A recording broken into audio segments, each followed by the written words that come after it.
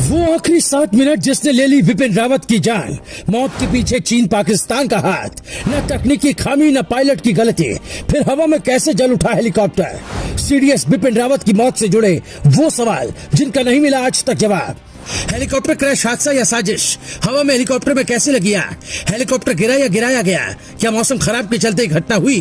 क्या हेलीकॉप्टर में कोई खराबी आई? क्या पहाड़ी से टकरा गया हेलीकॉप्टर? क्या हेलीकॉप्टर के साथ कोई साजिश हुई? दुश्मनों को थी विपिन रावत के कुछ बड़ा करने की खबर। अगर आप जानना चाहते हैं सीडीएस विपिन रावत की हेलीकॉप्टर क्रैश के मुख्य कारण, तो ये 3 मिनट की रिपोर्ट आपके लिए। भारत का दुश्मन नंबर 1 कहते थे जनरल रावत। बता दें कि जनरल रावत चीन को भारत का दुश्मन नंबर 1 कहते थे और पाकिस्तान को दुष्ट राष्ट्र। चीन को लेकर अक्सर रावत का बयान सामने आता रहता था। दरअसल 13 नवंबर 2021 को सीडीएस विपिन रावत ने अपने एक बयान में कहा था कि भारत की सिक्योरिटी के लिए चीन सबसे बड़ा खतरा बन चुका है। पिछले साल चीन से लगे सीमावर्ती इलाकों में लाखों जवान और हथियारों की तैनाती की गई थी। उनका जल्द बेस की तरफ लौटना मुश्किल लगता है। भारत और चीन के बीच 13 दौर की बातचीत हो चुकी है, लेकिन आपसी भरोसे की कमी की वजह से सीमा विवाद सुलझ ही नहीं पा रहा है। वहीं रावत के इस बयान को चीनी रक्षा मंत्रालय के प्रवक्ता कर्नल वू कियान ने इसे उकसावे भरा, गैर जिम्मेदाराना और खतरनाक बताया था। उन्होंने कहा था कि ऐसे बयानों से जियोपॉलिटिकल टकराव को बढ़ावा मिल सकता है।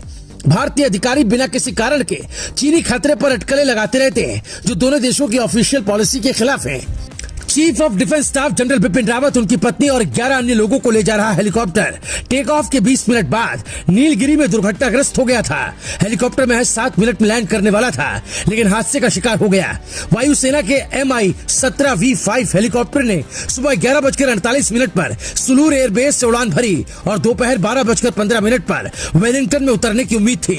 सुलूर एयरबेस पर एयर ट्रैफिक कंट्रोल का हेलीकॉप्टर से करीब दोपहर 12:08 पर संपर्क टूट गया। इसके तुरंत बाद कुछ स्थानीय लोगों ने कुन्नूर के पास जंगल में आग देखी और सैन्य हेलीकॉप्टर के मलबे को खोजने के लिए घटनास्थल पर पहुंचे।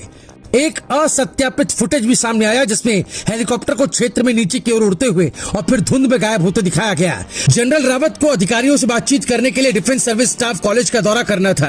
सीडीएस विपिन रावत की मौत से जुड़े वो सवाल जिनका नहीं मिला आज तक जवाब। जनरल रावत एक सुरक्षित और भरोसेमंद हेलीकॉप्टर में उड़ान भर रहे थे। वो भारत के शीर्ष सुरक्षा अधिकारी थे और एक तय प्रोटोकॉल और कंटिजेंसी प्लान यानी आपात स्थिति के लिए योजना, इसके तहत ही यात्रा करते थे। ऐसे में हेलीकॉप्टर हादसे में उनकी मौत के बाद पहला सवाल लोगों के जहन में आया, क्या यह हादसा है? क्या इसके पीछे कोई बाहरी ताकत है? उंगलियां पाकिस्तान की तरफ उठी। जनरल रावत ने सर्जिकल स्ट्राइक करके पाकिस्तान की सिक्योरिटी एजेंसी को चोट पहुंचाई थी। सवाल तैरने लगे कि कहीं इसके पीछे पाकिस्तान की खुफिया एजेंसी ISI तो नहीं। श्रीलंका के लगभग खत्म हो चुके आतंकवादी संगठन लिट्टे के स्लीपर सेल का नाम भी एक्सपर्ट्स ने लिया। हेलीकॉप्टर तमिलनाडु के पर्वतीय नीलगिरी जिले के कुन्नूर में हादसे का शिकार हुआ था। हादसा घने कोहरे के बीच नजप्पन चथिराम इलाके में हुआ था और शुरुआती नजारों में हेलीकॉप्टर में आग के लपटें उठते हुए देखी गई थी। हेलीकॉप्टर क्रैश होने के बाद भीषण आग लग गई, पूरे इलाके में धुंध छा गई। हेलीकॉप्टर जिस इलाके में गिरा वो जंगल का क्षेत्र था, इसलिए राहत पहुंचने में भी थोड़ा वक्त लग गया।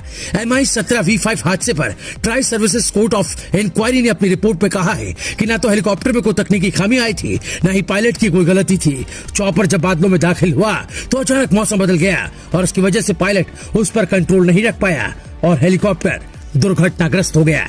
Bureau report, news talk.